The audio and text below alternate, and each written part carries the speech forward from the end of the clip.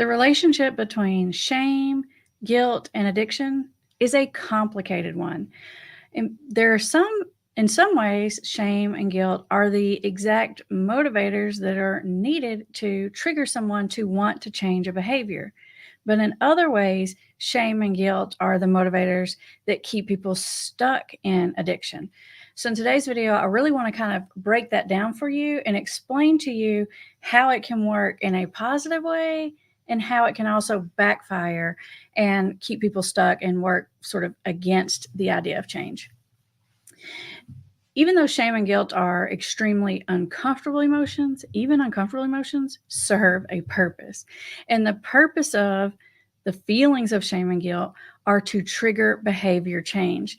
They're indicators to ourselves that we're doing something that doesn't fit with our value system, that we probably need to get in alignment with, that we need to change. It's what happens to us when we feel like we have harmed ourselves, when we've harmed or done something wrong to the people around us, or just acted in an incongruent way. So these are very important emotions. In fact, without shame and guilt and remorse and those kind of feelings, people would never probably choose to change their addictive behavior, because in other ways, the addictive behavior is still rewarding through dopamine and other brain chemicals, which you've probably heard me talk about in other videos, so I won't go into that. It's when we get in the right balance of having that shame, guilt, and remorse that we begin to think about changing our behaviors. A lot of you maybe have heard my videos on the stages of change, and you know that change isn't like we wake up one day and we're like, that's it, I'm done. It's really more of a process from pre-contemplation, which means it's like denial, basically. It's fancy for denial. It means the person is unaware that they have a problem, to contemplation, which is maybe thinking about I have a problem, but it's probably not that bad, or I'm not sure if I want to do something about it. And then that moves into preparation, which is this part where we start to think about changing something. We might start to gather information, look for resources or support, guidance, coach, counselor, whatever. And then action. And that's where we start to take those active steps towards actually changing the behaviors. So that change process, it doesn't matter what you're trying to change. It always happens in that same way, whether it's a diet, whether it's you're trying to make changes in your financial life, whatever that is, relational or addiction, it goes in that same process. It's the shame and guilt that can move us from pre-contemplation, which is denial, into contemplation. And without it, people don't really move into the contemplation stage of change. However, because shame specifically is such an uncomfortable, distressing feeling, if that feeling hangs around too long or it's in too high of a dose, then it's so uncomfortable that people tend to run back into their old habits or behaviors, especially when it comes to addiction, because it's the only way they know how to soothe that feeling. And so one of the really important takeaways that I want you guys to get from this is, whether you're trying to help yourself or you're trying to help a loved one, shaming yourself or a loved one is not the way to motivate someone to change. You see this all the time with family members who are trying to be helpful and supportive, and they have this loved one who's in denial, and the way that they're trying to get their loved one out of denial is to tell them how they're ruining their life and how they're ruining your life and how they're messing up their kids and how they're like destroying their finances and all these other things. But it really makes but coming at someone that way really makes them stay sort of with their head tucked under the covers with their eyes closed. It makes them stay in denial, because it's more than their ego can tolerate at the moment. Deep down inside, most people have an awareness about this. And for the most part, if you just step back out of the way and allow these feelings to surface in people, that is the most productive way to help someone change. In fact, when people come into my office and they start talking a little bit about these things, what I do is I very purposefully and strategically do everything I can to reduce the shame. And that's not enabling people. That's not making them feel like it's fine or it's totally fine to continue their behavior. But what it is it's clearing the path for someone to be able to move into that active stage of change. Because if someone is so distressed and they're beating themselves up and they're telling themselves they're a horrible person, they've ruined everything, what it does is it almost makes it feel like completely unmanageable. It makes it feel like it's too big, like they're not capable or competent to change. And so you feel stuck. You have that feeling of powerlessness, which only really makes you want to run and hide back under the anesthesia of whatever substance or addictive behavior that you're using. It just makes you want to stay in denial about it. So if someone is talking to you at any level about it, it means that they have a sufficient enough amount of shame, guilt, remorse, regret, all that stuff to realize that they have a problem. So they're already showing you that they're coming out of pre-contemplation into contemplation. And so I usually see it as my job to help not make them feel totally fine about it, but also like help them see that it's not the end of the world. It's not like anything that they can't come back from, to help it feel a lot more manageable, because that's what makes someone feel brave enough to take the steps that it takes every single day, day after day after day, to confront this big, giant challenge. The longer someone is able to maintain sobriety or abstinence, the more they're able to look clearly at their behaviors, their own shame, and their own guilt. So even for someone who's maybe in the early recovery process, who's already taking action steps to change, maybe they've been sober for 3 months or 4 months or something like that, you still want to be careful about not triggering over shame, because what will happen is if they feel like you're trying to guilt them, or maybe you're the loved one and you're trying to get your amends, or you're trying to get them to recognize how it's impacted you, which is a valid feeling. I totally get that. But if they feel like you're trying to guilt them into giving you that apology or acknowledging you, what they'll automatically do is move back into defensiveness. They'll literally start to defend their actions. They'll literally start to tell you why you were part of the problem, or why it wasn't that bad, or why you're overreacting. And that is pretty much the opposite of what you're trying to get out of that person in that moment, right? You're wanting some acknowledgement. The best way to get acknowledgement is to help someone feel safe enough to look at these big, ugly, oftentimes difficult truths or memories about their actions or their behaviors. Once people can feel safe enough to look at these, and if they can feel even safe enough to talk about them out loud, that can be extremely therapeutic, because the talking about it out loud in a safe environment actually allows for the healing of that shame and guilt. That's why you see that part built into almost every type of recovery program. There's a lot of different types of recovery programs out there. Like say it's like different forms of religion and all the different ways of getting sober. Everyone thinks that their way is right, but all the ways are good. But almost all of them have some kind of pathway for addressing this shame and guilt. Even in the 12 steps, there are multiple steps dedicated to addressing shame, guilt, remorse, resentment, some of these negative emotions that keep people trapped. And the talking about it out loud is so therapeutic.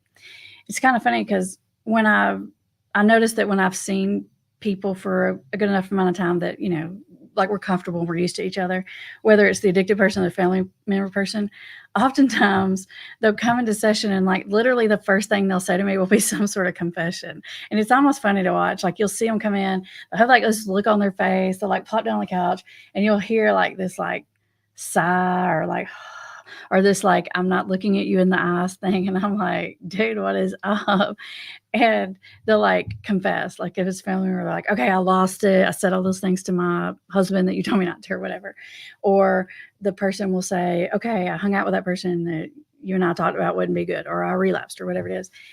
And it's funny to watch it happen because you can just feel it in the room. And immediately after they say it, and I'm like, no, what? And then sometimes we laugh about it, sometimes we process it, but we get it out there, we throw it on the table, and we look at it honestly. but we do it in a way that doesn't make it the end of the world. You can feel their whole energy lift, their whole spirit changes, and it's like they can move past it. Sometimes if you're the family member, maybe unconsciously, maybe you're not even aware of this, but it's like we want them to continue to feel this pain because we think that's the only way that they're going to like really commit to change. It's the only way that they're going to remember that they're a drug addict, they're alcoholic, they're a gambling addict, and they might go back to it if they forget it. It's not about forgetting it, but trying to make that pain so intense, I'm telling you, is very, very counterproductive. We need to feel shame and guilt. We need enough of it to get honest with ourselves. We need enough of it to say, hey, you don't like yourself when you act that way. You don't feel good about that. Let's change that behavior. Let's make sure that that doesn't happen again. Beyond that, ruminating on it, fixating on it, cripples us.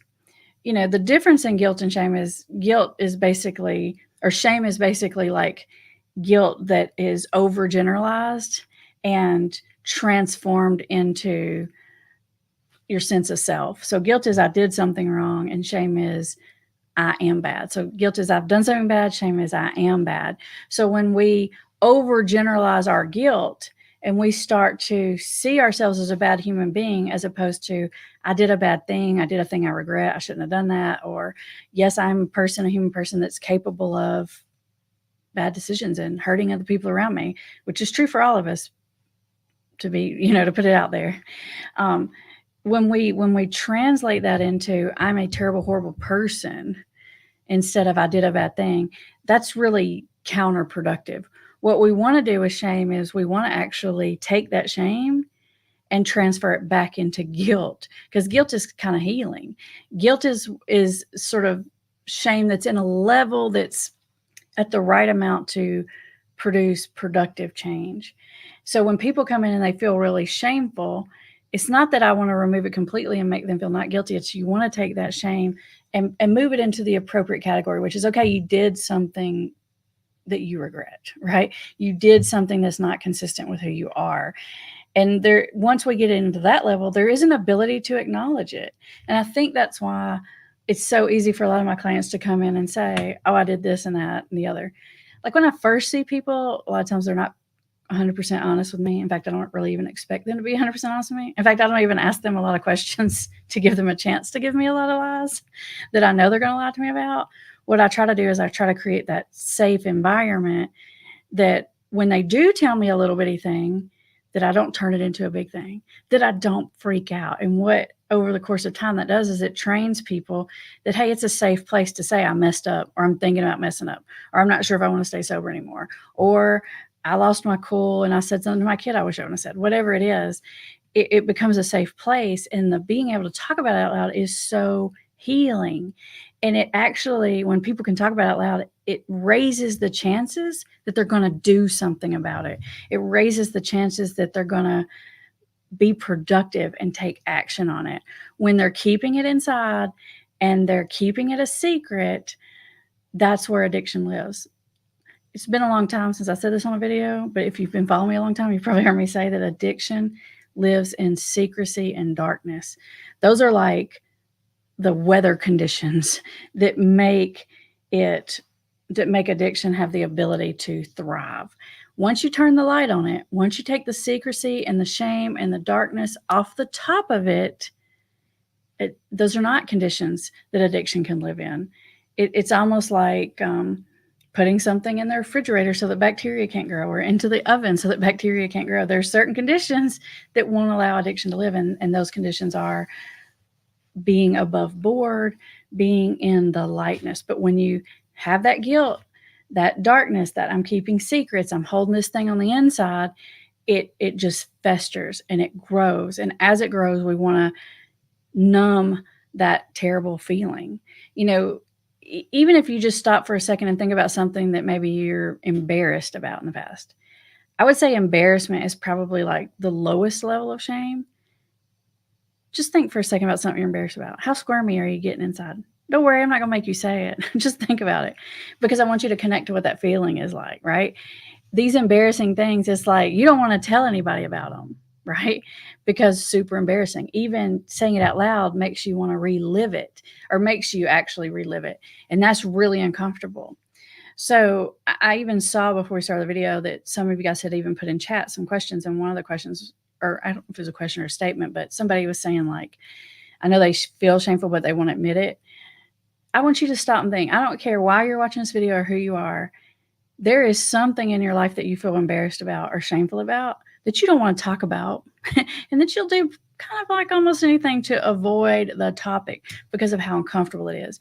So just because someone won't admit something out loud to you, or they won't show you that shame, doesn't mean that they don't feel it. In fact, if you see people be very defensive around things, that they'll just do anything to avoid it, and they're super squirmy, and they try to turn it on you every time, that's a pretty good indicator that they do feel shameful about it. Because if they didn't feel shameful about it, they don't care who knows.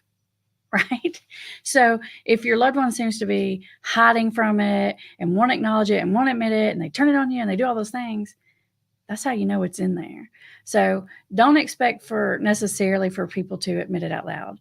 And just be honest with yourself. Look inside yourself and think about all the things that you don't want to talk about and you don't want to admit. I know I got like a list of things in there, topics that I want to avoid because it makes me feel squirmy and uncomfortable. But then think about past circumstances where maybe you have talked about it, maybe to like a best friend, maybe to a counselor, maybe to someone like that, and how much better you feel after it. It's like this giant burden is lifted, right? So whether you're trying to help yourself or you're trying to help a loved one, the goal is to create some safety. The goal is to look at it hard enough to acknowledge that you don't like that aspect of who you are and that you don't want it to repeat. And then after that, we have to figure out how to forgive ourselves. We have to figure out how to move on. This continual beat yourself up, remind yourself, tell yourself what a terrible person you are, that can become habit, especially if that's like your inner dialogue. When we have repeated thoughts, it literally becomes our habit. And the big problem with that is we believe what we tell ourselves. So if you're telling yourself that you're a piece of crap, that you're a horrible person, that you're not worthy, that you're not as good as other people, that you never consistently make the right decisions, that you always mess things up, you keep saying that to yourself, and your brain and your body believes it, which will subconsciously sabotage you. So it's extremely important to be very mindful about how much shame you're putting on yourself, shame you're putting on other people, because move that shame into guilt, acknowledge it, and move the heck on from it. If you want to get better and you want to be a better person, you're going to get good at this. And if you're trying to help somebody be better or be a better person, then get good at helping them to look at uncomfortable things in a very safe way. One of the ways it works in 12 steps is people go to their sponsor, there's a whole process for this, but essentially they make a list of all the wrongdoings, right? And then they admit it to their higher power. And then they take that list and they admit it to their sponsor usually. And what their sponsor does usually is they say, oh yeah, you think that's bad? Let me tell you what I did. And then they tell them what they did and they're like, oh, that's really bad. And then everybody feels better. That's the whole healing process. Like, wow, I'm not the only human that's done that bad thing. Whatever bad thing you've done, I promise you there's someone else that's out there that's done that thing and worse. Okay. Everybody's walking around with these pieces of shame and guilt inside that they feel like if other people knew, they would think I'm the worst human ever. And so once we can release that and we can relate to someone else and we can feel like, oh my gosh, maybe I'm not the worst human ever. Maybe someone else has done that too, and they're better and I can get better. Then there's a hope that comes into play. And that's when the healing can happen. I'd love to hear from you guys what your thoughts on this issue are, whether it's for yourself or for a loved one. So in just a second, Bree, who's our moderator behind the scenes, you guys can't see her, but she's back there. I can see her. She is going to be putting up some questions and comments. So go ahead and put them in the chat. There's a little bit of a delay. So every time we end the video, then like 5 chats pop up there. We can't promise that we can get to all of them, but we'll get to as many as we can. And Bree tries to choose the ones that are most relevant to the topic. So if you want your question to get up there, questions that are most relevant to today's topic, which is shame, guilt, addiction, they're more likely to get there, but we'll still take as many as possible. In the meantime, while you're putting your questions and your comments up there, I will remind you, as always, there are resources in the description. if you are trying to overcome an addiction and you want to do it in an environment that makes you feel better and not makes you feel worse, then look into our strength-based recovery. If you have a loved one who you're trying to help or support, you should check out our membership, or maybe even you want to have a consult with one of our specialists to figure out how to best help support your loved one to be able to get honest about some of these things and to be able to look at some difficult truths and be able to make some changes. If you need some help with that, there are resources in the description. And we even have an entire web page of free resources and downloadables. So check that out. All right, Bree, what we got? Do we have some good ones out there today? Phil says, my wife has discovered I'm watching this channel. She passive aggressively brought it up to me when she was drunk. Kate and C. Oh, Kim and Campbell. Kim and Campbell gave me some helpful advice. Should I delete it from my YouTube history and shared devices? No, I think if your loved one has already seen it, I think it needs to be above board. It's just like their stuff needs to be above board. Your stuff needs to be above board. You don't need to tell them every negative thought you have, but you can say, yeah, you know what? You're right, because I'm watching that channel because I realize that I haven't handled this very well, that I've done some things and said some things that I realize have made some things worse. So I'm watching it so I can be better, a better like spouse to you. So once you can frame it in that way, they might see it as a really good thing. I recently had one of my new clients who was saying that she was like sharing my videos with a lot of her support people or friends that are also in early recovery.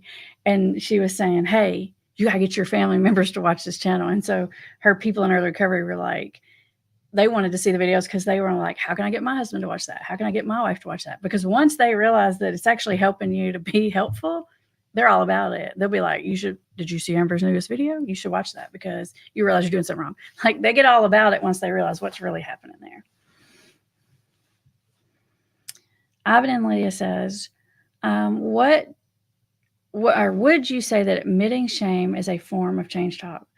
Great question. And the answer is yes, 100%. I would call that big change talk, right?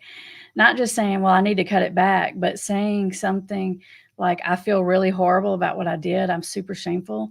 I mean, that's like massive. And that, like I said, that's like that admitting that shame out loud is a huge indicator and piece of change talk. And it's an indicator that someone really is seriously does not want to be that way anymore. So that, man, that would be like, those of you who are in invisible intervention and you do that scorekeeping thing, that'd be massive points right there. Martha K says, please give advice. I just called my 38-year-old daughter an hour ago to let her know that I know she lied to me about losing her job. One of so many over the last 20 years. Have I ruined things? I have not wanted to lose connection with her no matter what. How should I move forward after shaming her by letting her know that I know she lied? We have tried to be a safe place. This is a really great question and super on point, Martha. And I have a lot of videos about whether or not you should call out people's lies. And it's not so much that you should never call them out. Sometimes it's very necessary to call them out. The way you call them out can be very helpful. So I don't know how you went about doing it, but you obviously watch these channel and you're obviously trying to create a safe place for her. So my guess is that you did it in a pretty helpful way to say, hey, like, I just want you to know that I know this. So you're saying that you know it, but you're not saying it in such a way that's like super condemning. I do think that it can be helpful. Like sometimes people are like relapse for weeks and weeks and they're just never admitting it. And sometimes eventually you have to say, look, I know you've been drinking, right? But you can do that in a way that sort of triggers the lie to come to the surface, but not in such a heavy, harsh amount that causes the person to be defensive. And even if they are defensive initially, if you do it in the right way, a lot of times they will sort of take that seed of information in and they'll calm down and they'll respond differently. So I don't know that it was necessarily a terrible thing to call that out, Martha, I guess is what I'm saying. If you did it in a way that you felt was too harsh, and you go back and you say, you know what, I was really harsh about how I did that and I should have been. You can just like apologize and acknowledge it and then move forward. Michelle says, my son moved back in with me. He's on Sublocade. However, since he's moved back from Florida, He is very mean to me. My youngest thinks it's because I know almost everything he's done. Is that guilt, shame, or just anger towards me? I would say it's all of the above. What happens is that they project their feelings of shame onto you.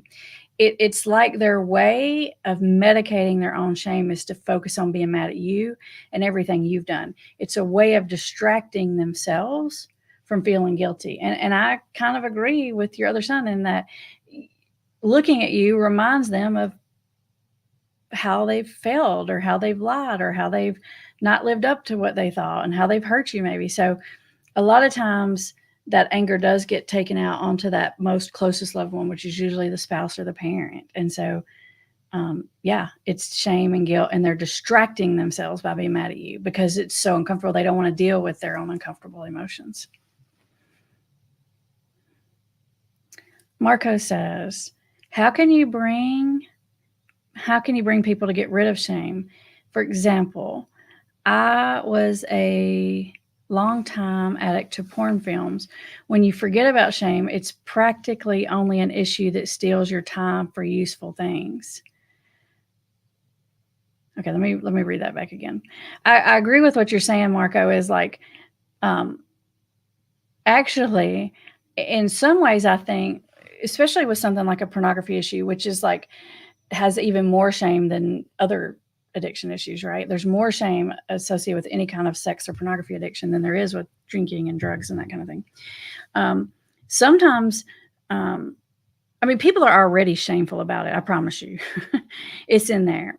They may or may not admit it. But sometimes what I do is purposefully, I just focus on what you're saying, Marco, which is, you know what? This is just stealing too much of your time, because it puts it in a way that someone's able to see the negative impact of it in a way that doesn't feel too heavy to talk about. And they're like, yeah, you know what, you're right. And it's easier to talk about that part of it. And a lot of times then they can make the changes just based on that part of it. And then eventually when they feel safe enough, they can go back and talk about the shame. But I think exactly what you're saying here, Marco, is focus on the other pieces of it if those are the easier pieces to talk about it, right? Or, you can use words that maybe pull the shame to the surface a little bit, but not too much, like just saying like, yeah, no, just like, it's kind of embarrassing, right? Like the tone and the way that you talk about it makes it more okay. Like a lot of times I use humor.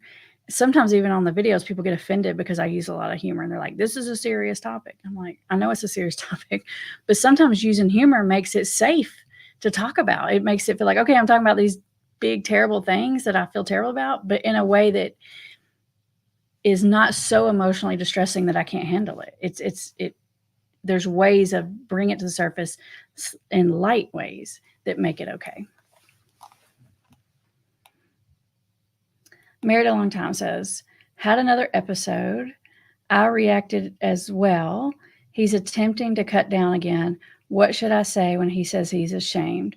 What can I say to make him believe that it is okay? Well, the fact that he's saying that he's ashamed says that you've done a very great job of making it a safe environment.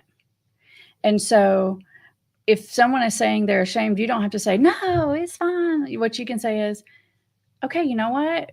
We made a mistake, but it's not the end of the world and you're getting right back on track. So you acknowledge the thing. You're not trying to excuse it. You're not trying to like say it's totally fine, but you're saying it's not the end of the world.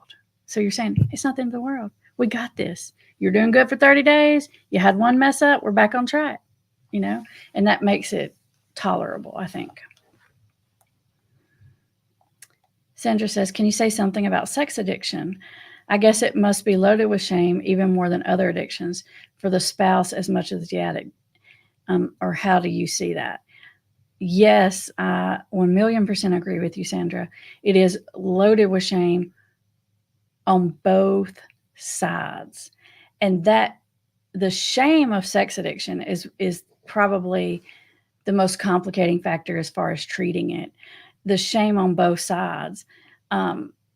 It's really hard for people to admit and talk about it out loud. And then the shame that the family member has keeps them so reactive, so distraught and like raw and just, it impacts your self-esteem as the spouse in a way that other addictions don't. Like you may be ticked that your husband's drinking or whatever, or using cocaine or doing whatever, but it feels very personal. And that can cause family members to be so reactive that it's hard to treat people that have this addiction because everybody is sort of on fire emotionally. So I completely, 1,000,000% agree with you here, Sandra.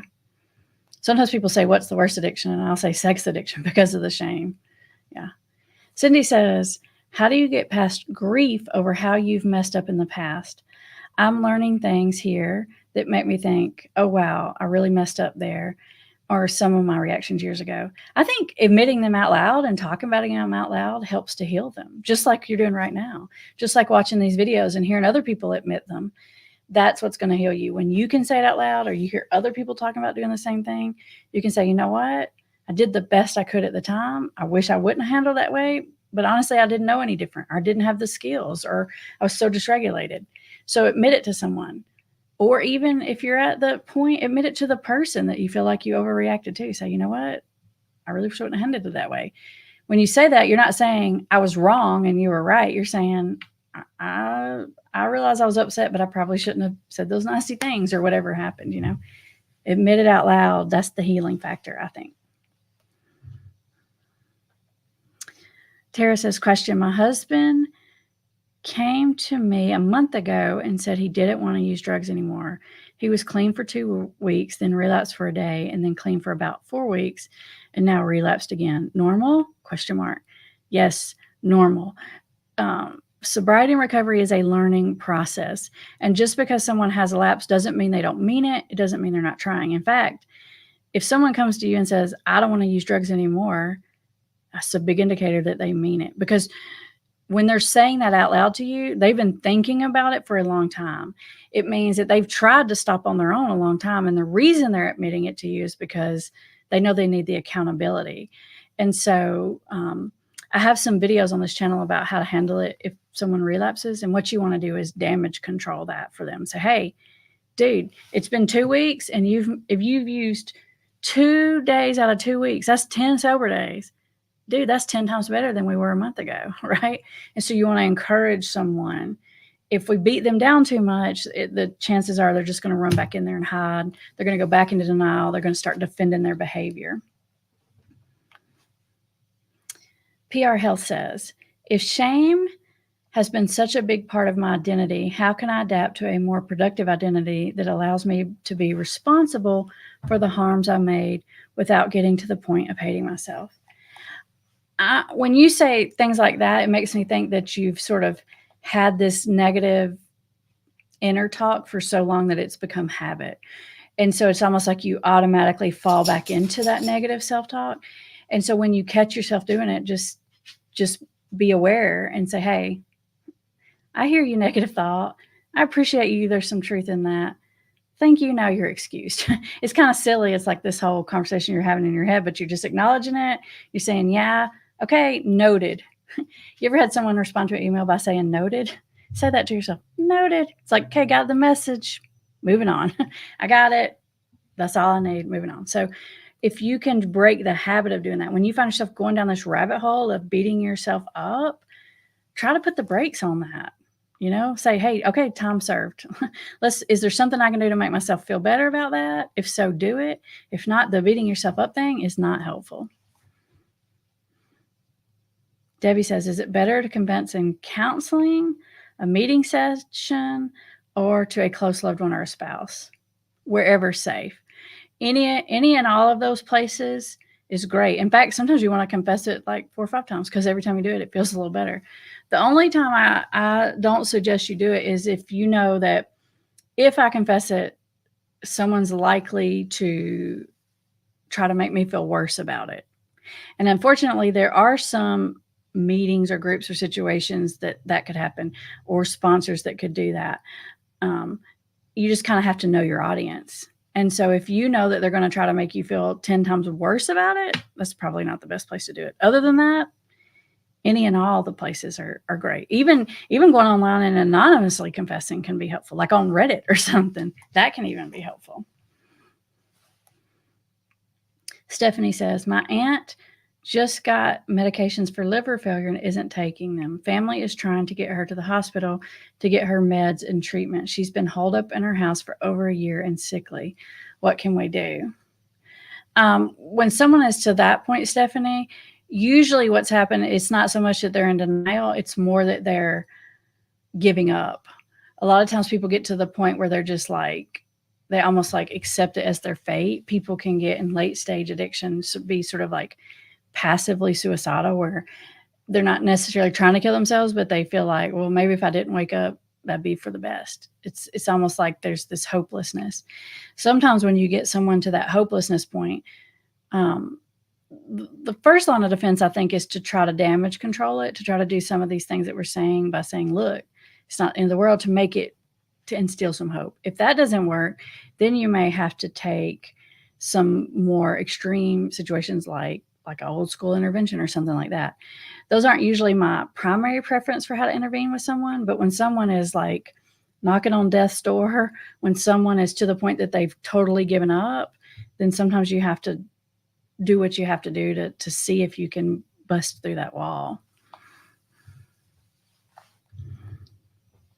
Lotus says, question, will there be any advice on dating and alcoholism? In dating, you are not in a committed relationship, so I'm wondering how to deal with that, when to stay and when to leave. I think what you're asking here is, what if I've just started dating someone who's an alcoholic? This is going to sound really terrible, okay? This is my confession. I'm confessing right now. This is going to sound terrible, okay? If you're just dating and you're not so far in that you can't get out, I'd probably get out. And I know that sounds terrible because I'm on here to help people, but it's a long, hard road. Don't be naive. If you're going to undertake this challenge, then you better be super honest with yourself about what you're thinking. Last night with my husband, I was watching one of my true crime videos, another confession. I'm always watching them. And it was the one that's called, like, I think it's on HBO Max or something. It's called Who the Bleep Did I Marry? And this person, it's like a documentary kind of thing. And this person was talking about, I was dating this guy and I noticed he was drinking too much. And I confronted him about it. And I said, hey, if you're going to be with me, you can't drink. And then he stopped drinking. I was like, wow, you really love me. And I was like, oh, I literally said out loud to him, I was like, oh, that's a mistake. Sometimes people in an early relationship, if you confront them because they're sort of like in that infatuation phase, they have all that dopamine going, they'll stop for a short period of time because it's almost like they have a new addictive brain chemical, the infatuation of the new relationship. But usually, almost always, it will come back. So if you're not that far in and you can kind of back out, you might want to do it. But if you're asking me that question, you're probably already so far in emotionally. You're probably already in. Amber says, what's the best way to help your loved one through the shame and guilt that they acknowledge weighs them down and keeps them in a cycle? It's painful to watch when I try to be supportive. So this is a good question. And what it reminds me of, Amber, is sometimes people will, probably not consciously, but probably unconsciously, keep beating themselves up about things as a way to not have to be responsible for things. It's almost a way of re-victimizing themselves. So you kind of have to figure out what's really happening here. Am I just saying I'm such a terrible person and I'm just the worst addict ever and I'm just horrible? Sometimes if they stay super stuck in it, then I might kind of get confronted if I have a decent relationship and say, hey, you know, I'm tired of hearing that. I think you're just letting yourself off the hook with that. I don't know if that's what's going on, but for some reason, when I read that, it just prompted me to think about that. Sometimes people will sort of like kind of keep themselves there. So if it's that kind of situation, I might not super mean or horrible, but I might kind of directly say, hey, that's enough of that beating yourself up, moving on, right? And sometimes it helps people to hear that. Epoxy Lady says, what is your best advice to help my almost 20-year-old get back on track after untreated opioid addiction? For example, helping her get over the anxiety, shame, and back on track, basically. Well, I'm a little bit confused. When you say untreated opioid addiction, does that mean the person is still actively using? Or does that mean that they stopped using, but they just sort of stopped cold turkey or something? And when you're saying untreated, you're meaning like they're dealing with it, but they didn't go to treatment. I don't know exactly which one you mean, but if they're still actively using, you're not going to be able to effectively help them with their anxiety until they stop using. So sometimes what you have to do is you have to kind of what we've been talking a little bit about is help them be able to look at these things they feel bad about, acknowledge them, but you're sort of, I don't want to say you're minimizing it, but you're making it seem like not the end of the world. The more scary you make things, the less likely someone's going to take the step. So what you want to do is reduce the scare factor down. So not actively using, but quit. Okay, good. Just the quitting is going to help a lot with that. Treatment 3 times. Okay, I see what you're saying. So just the fact that they quit using, they're going to start to feel better and better. What I would do is I would just say, hey, what's one thing you could do that you'd be proud of? That could just be making up your bed, right? That could be answering the 5 emails you've been ignoring or whatever. And those little small things create more serotonin, which helps to fight the anxiety and helps them to feel like a better and better and better person. Becoming a better person is actually just as effective as more effective, maybe even than sort of like digging down in the dirt and like trying to uncover traumatizing memories. It actually builds your self-confidence. And sometimes you get enough self-confidence that then you can then look at some of the more difficult things. So help her to find little small things that she's proud of herself about. Farrell, I hope I'm saying that right, says, thank you, Amber, and the team. My 24-year-old son has been using marijuana off and on for 7 years. Complacency was my failure as a mom. He was so kind most of the time, but when I don't ask any questions, everything is okay. What to do if he's always nice? I want him to come out of denial. Okay, first of all, I want to say that this right here is an example of confession. Complacency was my failure as a mom. Like this is you saying something that you feel bad about. So first of all, congrats and thanks for being a role model. And so, but what you're saying is because your son is pleasant and as long as you're not pushing or bringing things up, everything's okay.